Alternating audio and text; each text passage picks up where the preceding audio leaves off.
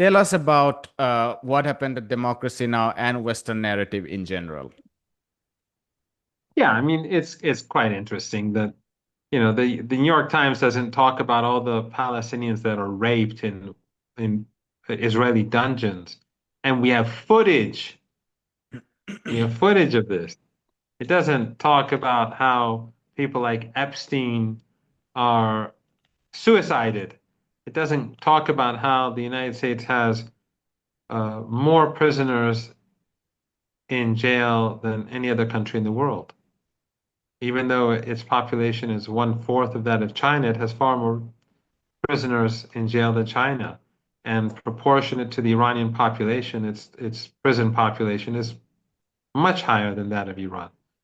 So the United States has nothing to brag about. But that's how Western media works. They're all the same. The New York Times is no different from Breitbart when it comes to Iran.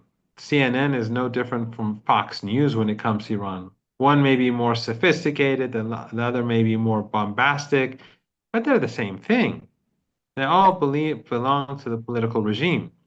I also You wanted were to saying. quickly add that I've been reading this Stephen Kinzer's book about coup, and it's very interesting that the post World War II coup began with Iran. I mean, it's a very important thing to be placed on the table, and the New York Times was the one who started calling Mohammad Mossadegh's a Hitler, a Stalin, a dictator, Oh yes, the even New York before they Times started in that. 1951, 1952, 1953 used the same language about the government of Iran back then, before the coup, as it does about the Iranian government and the Islamic Republic of Iran since its inception. The same language. Madmen, crazy people, all sorts of nonsense. But what democracy now did was that it's sort of like the Democrat. It wants to pretend that it's anti-war, but it doesn't, it only badmouths Iran. So the host kept calling, I forget what her name is, Amy Amy something. Goodman. But yes, Goodman. She kept saying the Iranian regime, and then like we're talking about the U.S. airstrike on Iran, and she talks about the Israeli airstrikes and U.S. airstrike, and then she talks about the Evin prison, the notorious Evin prison, as if like it's a prison, like any other prison.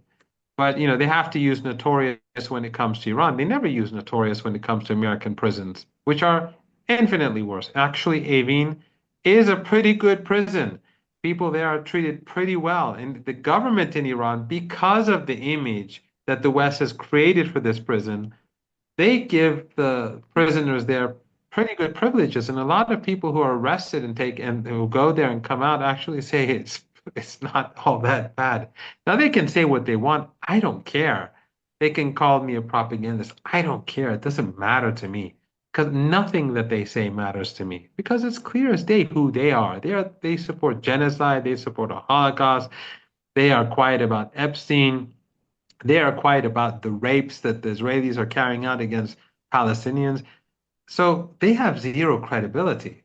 But Iran is the country that's defending the Palestinian people. Iran is the country that's standing up against this Holocaust. All of these wars, all of these murders and slaughter. I just posted a tweet of an Iranian woman who is a manager, a senior manager for the Iranian National Electric Company. They murdered her today, the Israelis. And she was in charge of statistics in the ministry, in the the government electrical company, the national company. So Is there a you know we feminist uprising in the United States about that? yeah, exactly. Women life freedom. Yeah, it's a joke. It's all nonsense. They There don't care was about Iran. there was very important plank in both Afghanistan and Libya. Absolutely. So in Iran, you are is any femi is are any of these well-funded feminists or NGOs going to mourn this woman? Of course not. So far, 44 women have been murdered by the Israeli regime. 42 or 44, I'm not sure. Two of them pregnant. Is there any outrage in the West? Of course, in Lebanon they murdered thousands, and in Gaza they murdered at least tens of thousands of women, at least, probably in the hundreds of thousands. But directly and indirectly. But the New York Times doesn't care about that. But so it doesn't matter It doesn't matter to me, because sometimes they say, people say, when you're up against these people, how does it feel? I don't care, because they can call me what they want. They can call they've been exposed to the world after Gaza. Everyone knows what the New York Times is. It is Hitler's. It is no better than Hitler's newspapers during the Second World War. It's the same thing. So basically, what the New York Times is doing, and what is doing, and what the entire media apparatus, mainstream media apparatus in the West, liberal, conservative, and even in places like Democracy Now, is that they are busy demonizing Iran, or Piers Morgan. Why? Because when you demonize Iran, you are justifying death and destruction. You're justifying war. You're trying to create an environment where the West can get away with war, and people say, well, yes, Iran deserves it. Of course, I don't think that that's the objective of uh, the host of Democracy Now. But she's so, embedded in this narrative that she doesn't notice, she doesn't seem to comprehend the fact that what she's actually doing is she's making the case for war. And she invited this so-called Iranian American who just kept bad-mouthing Iran. It reminded me of an instance in Beirut when the Israeli regime carried out the attacks on Beirut. Al Jazeera English brought their journalists to Beirut. And while the Israelis were destroying apartment blocks and slaughtering people, she was on air bad-mouthing Iran, saying how Iran violates human rights and women's rights and how terrible Iran is. And like I was supposed to be on air after her, and she's like the Al Jazeera journalist. And I protested. I said, they're bombing Beirut and you're bad-mouthing Iran. This is how it works. So these people in the West, they demonize Iran, and these other people, they have to demonize Iran to remain relevant, to remain. So this woman, the host, brought this American Iranian, this guy who was supposedly anti-war, but he kept insulting Iran and saying how evil it is, and this is not how you bring about regime change, and you know, it's like he has to badmouth Iran in order to be seen as, objective and decent and Western. But I don't care what they say about me. It doesn't make a difference to me. They can call me a monster, they can call me a mouthpiece, they can call me whatever they want. I I think it's quite clear where I stand and where they stand, where you stand and where they stand. We're against genocide, they're pro-genocide. We are against this the massacre of people, whether in Iran or in Lebanon or in Yemen or in Syria. They in many cases they mimicked Western propaganda. I never followed Democracy Now, but I know that on Syria they basically repeated Western propaganda. So they are complicit in the destruction of Syria. They are complicit in the rise of ISIS and Al Qaeda. They're complicit in deceiving their public, even though they feel that they're critical of the establishment. In the case of Iran, it's the same. They feel that they have to attack Iran and say how evil it is so that they can be taken seriously in the United States. But the fact is that, and this is something that I'm seeing, this is something that I feel, people across the world see through this now. People now are supporting Iran today that I would not have imagined a couple of years ago. Because across the world, people are seeing that it is Iran that is sacrificing, and the resistance and the axis of resistance that is sacrificing for what? Because Palestinians are being slaughtered. Are they Persians? Are they Iranians? Are they one of the Iranian ethnic groups. No, they're Arabs. Of course, Iran has Arabs, but they're Arabs that are not even close to Iran. They're, between Palestine and Iran, you have two countries. It's far away. We don't have borders with Palestine. They're Sunni Arabs, and for decades they've been trying to create a divide between us. They've been trying to tell Arabs that the Shias are your enemies. They would give them disinformation and misinformation about the Shias. They say the Iranians are your enemies. You're Arabs. They're the enemy. It's always been divide and rule. But despite all this, Iran always remains steadfast in its support for the Palestinian people. And even though sometimes some Palestinians are deeply sectarian, and then Western media, Persian media, promotes them so that Iranians would see, would look and say, we're supporting the Palestinians, but they hate us. Despite that, the Iranians have always remained steadfast because they've always said they are oppressed, they are being abused, they are being marginalized, they are being slaughtered. And now the world sees it. Now the world sees the reality for what it is, that Iran is the country that's standing for these people, for these abused people, whereas everyone else is silent or complicit. And so it doesn't work anymore. The Western narrative, no one takes it that seriously. Those who do take it seriously are, Christian Zionists or these, heavily propagandized people who are deeply sectarian, who, been these clerics that are funded by Qatar or the Turkish government or the Saudi government, because it used to be Saudi Arabia that did this sort of thing, and they sort of stepped aside and stepped away from Wahhabism and Salafism, and now Turkey and the Turkish government, of course, and Qatar are behind this sort of thing. And it's very sad because Turkey is such a wonderful society. It's very similar to Iran, it's, Sufi tradition and very similar. It But the was government is, it was and once that's the how. it was once the trendsetter within the Islamic world. Yes, I mean it's a and the same is true with Pakistan. Pakistan was more of a setter than Turkey.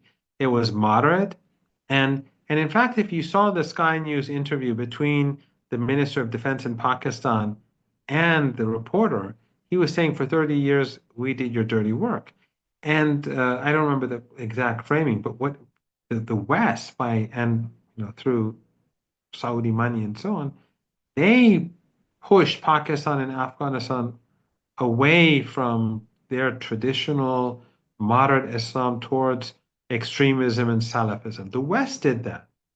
Just like they promote Zionism, just like they promote the neo-Nazis in Europe, they promote extremists in our part of the world. And now, sadly, Turkey, the Erdogan regime, it is doing the same thing. Again, I'm speaking as an individual. I'm not a part of the Iranian government. The Iranian government would never say anything similar to what I'm saying. But these are my views, and the government, if I was the foreign minister, obviously I wouldn't be speaking like this at all. But these are my views. So but people across the world see that Iran, Hezbollah, Ansarullah, uh, those forces that stood by the Palestinian people and made these sacrifices, they're on the right side of history. They're on the side of truth, and the West, they're on the side of genocide. There's no ambiguity. So when people look back at the decades of anti-Iranian narratives, unless they're, deeply sectarian, or unless they're deeply racist, or at least, or unless they're, a member of the Christian Zionist cult that believes Christ likes genocide, these crazy people, um, people understand what's happening. It's I feel it. I see it because I have a lot of interaction with people, especially during the last 20 months, 21 months. Things have changed dramatically. And hopefully we'll see change across the region. And I don't think things will stay this way. But in any case, yeah, that's unfortunately how the West is. You mentioned how Pakistan became the victim of this radicalism in the 1980s, late 1970s, after the overthrow of Zulfikar Ali Bhutto and coming of Ziaul Haq. But the main bastion was Afghanistan, and the tragedy was that Afghanistan was it was not heaven, but culturally it was very open. There were women in the universities where people like Gulbuddin Hekmatyar and others, funded by the CIA and the Saudi money, started to throw acid, doing everything that they could to push women out of universities, out of hospitals, in all kinds of public places. All of that was to incite that jihadi movement. Um, uh, Well, you know that in Afghanistan, I'm sure you know this, and I'm sure many of your viewers know this, but the the the the the catastrophe of Afghanistan did not begin with the Soviet Union. It began with Trump and Brzezinski developing a plan to to encourage the Soviet Union to invade. So they began supporting these so-called mujahideen, and they wanted to create the Soviet Union's Vietnam. And the Soviet Union took the bait. But the interesting point is that the first takfiri books were published not by Saudi Arabia. Back then, they didn't have that sort of, the Saudis didn't have that capability. They were published by the United States, in the United States, by the University of Nebraska, Omaha. And people can look that up. They can use DeepSeek right now. So a university publisher printed takfiri books to help spread extremism in Afghanistan in order for them to hate Russians. And of course, we and know isn't the University of implications. Nebraska this infamous foreign relations center? Many universities in the United States are infamous. But in any case, but you know, don't anyway. But I mean, the Harvard, well, I don't want to, because good people have gone to a lot of these universities. I don't want to, you know, but the point is that key university, U.S. universities, they've had a close relationship with USAID, with NED, and with the military. I mean, U.S. universities are they've been tools. I'm not saying that they're not good people. They're not good professors or not, but the schools are the universities are part of this apparatus of empire. But in any case, a final point I just want to make before you ask another question is that when the when Turkey and Qatar, especially these two, began to work with Americans to support extremists in Syria and support these Takfiri groups. I was invited to Turkey because I have lots of friends in Turkey and I have friends in the Turkish ruling party, as well as some other parties. And I've known people in the ruling party before they came to power. And they invited me to Syria, to Turkey for a conference that I took part in on 2012 and in 2013, the same conference. And I said on both occasions that what was happening in Syria is a dirty war. This is not in Turkey's interest. And I gave them the example of Pakistan. And I said Pakistan was a moderate country. It was a cultured country. And look what the Takfiri ideology did. And I said, this is going to have a similar impact on Turkey. Years later, my friends in the ruling party said, you were right. Mhm. And now in Istanbul and in other cities, you see these places where Salafists and Salafist extremists, Takfiri groups are a big problem for them. But Mr. Erdogan uses them as his foot soldiers. And he is not doing the region a service at all, and he's not doing the people of Turkey a service. It's very sad because we had very high hopes in Najmuddin Erbakan. Hmm. He was a true leader, a true friend of Palestine, a man of great principle, and the powers in Turkey and NATO succeeded in sort of removing him from the political scene and bringing in an elite that is pro-NATO.